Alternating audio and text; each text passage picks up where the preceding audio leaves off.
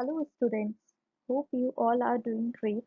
I'm Achal Chaudhary, working as an assistant professor in St. Andrews Institute of Technology and Management.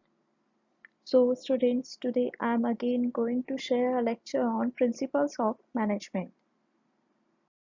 So students, as you know, we are continuing with the unit 3. So today is the second lecture of unit 3. So in previous lecture, we have completed organization, its features, principles, classification of organization, process and departmentation. And today we are going to continue with authority, responsibility, accountability and delegation of authority in detail. And also in between the video, I will share some important points with you which will come in exam and which are expected to come in exam.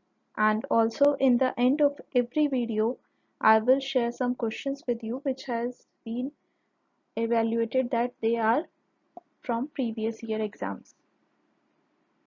First topic of the day is authority. Authority is the right to give orders and the power to exact obedience. Authority gives the management the power to enforce obedience. It is the power to give orders and make sure that these orders are obeyed. So basically, it is the power to make decisions which guide the actions of another. It is a relationship between two individuals, one supervisor and the subordinate, where the supervisor frames and transmits decisions and subordinate accepts those decisions and his conduct is determined by such decisions. Here, superior is the one who can give the command to other and the one who have to work according that command is subordinate. Characteristics of authority. First is your basis of getting things done. Here, a person who have authority can ask other person to perform certain activities to accomplish the defined objectives. Next is your legitimacy. It means legal or formal bindings, which means employees accepts the order from their manager subordinates only because they are abided by law on the basis of his position in any organization. Next is your decision making. Manager can command his subordinates to act in a particular manner only when he has made decisions as regards the course of activities to be performed by them. Next is your subjectivity in implementation. Though authority has an element of objectivity about it, its exercise is significantly influenced by subjective factors, such as the personality of the manager who is empowered to use it, as also the subordinate or group of subordinates. Next is types of authority. Students, this is very important topic. Please note it down that it may come in your exams. So please understand it carefully. First is your legal authority. Basically, it is based upon the rank of the person in the organization. For example, our law has granted authority to police officer to arrest anyone who has committed a crime. So this way, when authority is supported by legal laws, that is known as legal authority. Next is your traditional authority. Here we follow the authority in the same manner as we are following from the last decades. That is, board of director have the topmost authority in an organization. Next is your acceptance theory of authority. It is just opposite to the traditional authority. Here, subordinates has the power to decide like whom they want to follow, whom they want to take decisions from. So in spite of focusing on someone's designation. Next is your charismatic authority. In this, a personal charisma of a leader who commands respect of his followers on the basis of his personality, and his personal traits, such as intelligence and integrity. Last is your competence theory of authority. This is also known as technical authority. Here, a person's special knowledge or skills matters. For example, when doctor advises you to rest, you accept his order because you respect his knowledge and his skills as a doctor. Is your responsibility. Responsibility is an obligation of any individual to perform assigned duties to the best of his ability under the direction of his leader. Basically, responsibility is nothing but the duty that comes along with the job.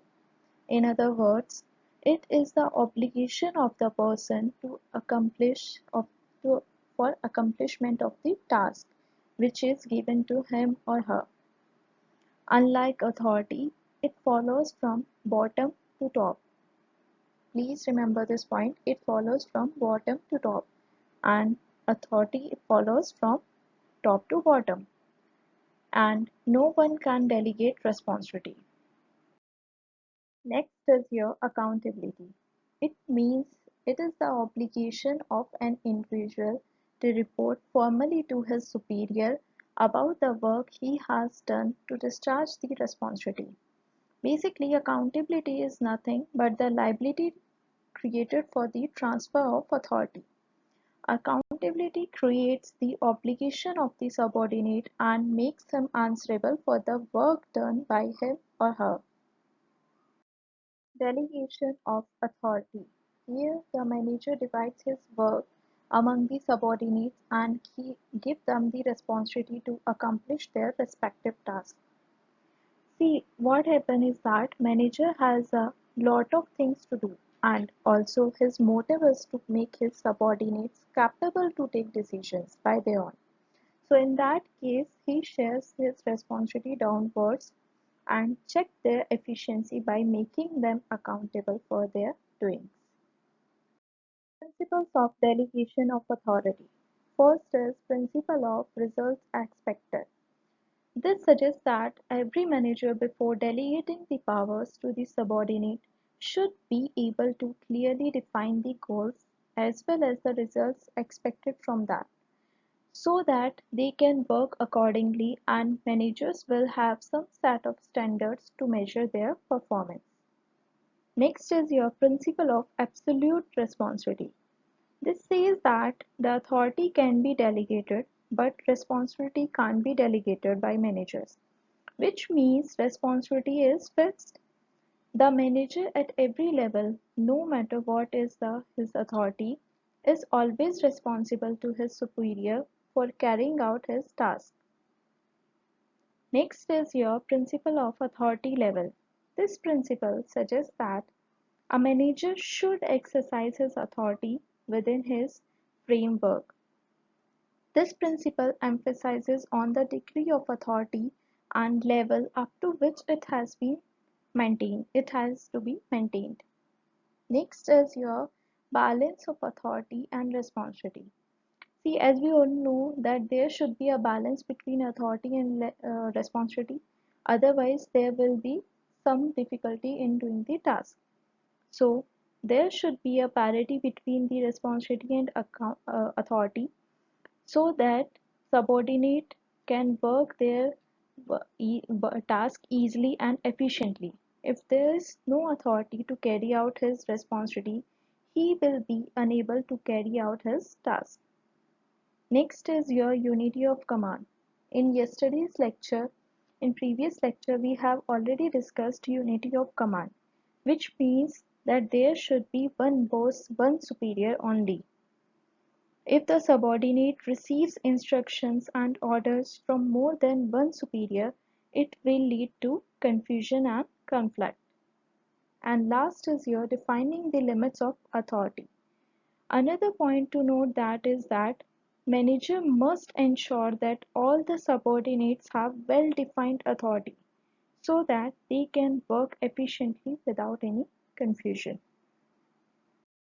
Thus, advantages of delegation of authority.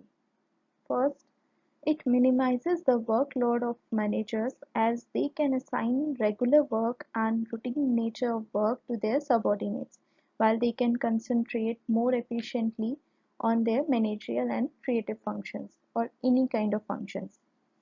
Next is your benefits of specialization. See, students, since the work is assigned to the person who have specialized knowledge and expertise, it helps for specialized services. This contributes in the development of the concept of specialization among the subordinates. Next is motivation and morale. It has been considered that delegation of authority develops among the subordinates a feeling of status and prestige. They feel like they are important to the organization. It may also be used as a device to motivate the subordinates. Next is your training and development. It ensures the employees in the organization to develop their capabilities to undertake new or more challenging jobs, and also it promotes job satisfaction. Next is your quicker and better decision. Here subordinates can take quick decisions without consulting the superior because now they have the authority to take the decisions. So decision making is also better because subordinates are closer to the reality of the situation. Steps involved in the delegation of authority. First, assignment of duties. The delegator first tries to define the tasks and duties to the subordinate. He also has to define the result which are expected from the subordinates. Next, they have to grant the authority, granting of authority. Here a superior divides and shares his authority with the subordinate. The manager at all levels delegate authority and power which is attached to their job positions. Last is your creating responsibility and accountability. Here, manager has to create appropriate responsibility and accountability to create a balance between both of them for smooth functioning of the organization. Prerequisites of delegation of authority. The person to whom the authority is to be given is well aware of the task which he is going to perform. Next, he should be trustworthy. Next, he must have the relevant experience so that he can do the work easily and confidently. Next is he must be confident enough. He should not feel the fear of competitions. Next, he must consult the decisions before taking any. Last topic of the day is barriers or difficulties in delegation of authority. First is wanting to do things personally. Some managers do not delegate because they feel that they can work better than others. So they prefer doing the work themselves rather than getting it done through others. Next is your retention of powers. The students and managers wants to make their importance felt in the organization, and they want that subordinates will approach them to get their problem solved. So the desire to retain power affects the efficiency of delegation process. Next is your lack of confidence. Some subordinates do not want to take responsibility for the fear of not being able to perform well. They don't have that much confidence. So they are not capable enough to take the authority. Next is your fear of making mistakes. If the subordinates fear that they will make mistakes in carrying out the delegated responsibilities, this fear will take them away from taking such added responsibilities. Last is size of the organization. A small sized organization don't have too much jobs to delegate to others. So in that case, delegation of authority is not possible there. Students, that's it for the today. Here are the questions. First is, what do you understand by delegation? Second, explain in detail delegation of authority. These both questions are related to today's lecture. I hope you can solve both of them. So students, if you face any query or doubt, we can conduct a meeting over Google Meet app to solve all your queries. So if you face some difficulties, do let me know. Thank you so much. Have a nice day.